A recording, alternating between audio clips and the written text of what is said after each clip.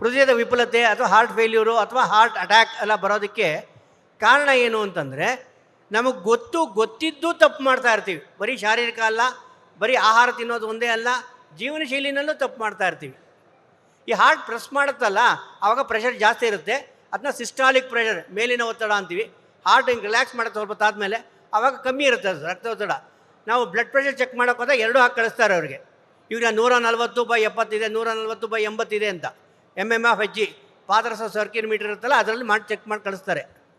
ಇದನ್ನು ನಾವು ಒಂದು ನಿಯಮಿತವಾದ ವ್ಯಾಯಾಮ, ನಿಯಮಿತವಾದ ಆಹಾರ ಈ ಥರ ತೊಗೊತಾ ಬಂದರೆ ಖಂಡಿತ ಆಗುತ್ತೆ. ತುಂಬ ಜನಕ್ಕೆ ಹಾರ್ಟ್ ಅಟ್ಯಾಕ್ ಯಾಕೆ ಆಗ್ತಾ ಇದೆ ಅಂದರೆ, ರಾತ್ರಿ ತುಂಬ ತಡವಾಗಿ ಊಟ ಮಾಡೋದು. ಅದರಲ್ಲೂ ನಮಗೆ ಬರ್ತಿರೋಂಥ ಪೇಷಂಟ್ಗಳಲ್ಲಿ ನಾನ್ ವೆಜ್ ಊಟ ಮಾಡ್ತಾ ಇದ್ದಾರೆ. ನಾನ್ ವೆಜ್ ಬೆಳಿಗ್ಗೆ ಮಧ್ಯಾಹ್ನ ತೊಗೊಳ್ಳಿ, ರಾತ್ರಿ ತುಂಬ ತೊಂದರೆ ಆಗುತ್ತೆ. ನಾನ್ ವೆಜ್ ಜೀರ್ಣ ಆಗೋದೇ ಕಷ್ಟ. ಅದರಲ್ಲೂ ಈ ಕಬಾಬು ಅಂಥದ್ದು ಏನೇನೋ ತಿಂದ್ಬಿಡ್ತಾರೆ. ಆ ಥರ ತುಂಬ ಜನ ಆ ಥರ ವ್ಯತ್ಯಾಸ ಆಗ್ತಾಯಿದೆ. ಅದು ಅದಕ್ಕೆ ನನ್ನಲ್ಲಿ ಒಂದೇ ಒಂದು ಸೂಚನೆ ಏನಪ್ಪ ಅಂತಂದರೆ, ಅಂಥದ್ದೇನಾದ್ರು ಜೀರ್ಣ ಆಗೋಕ್ಕೆ ಕಷ್ಟ ಆಗ್ತಕ್ಕಂಥದ್ದು, ಅದು ವೆಜಿಟೇರಿಯನ್ ಇರಲಿ ನಾನ್ ವೆಜಿಟೇರಿಯನ್ ಇರಲಿ, ಬೆಳಿಗ್ಗೆ ಅಥವಾ ಮಧ್ಯಾಹ್ನ ತೊಗೊಳ್ಳಿ.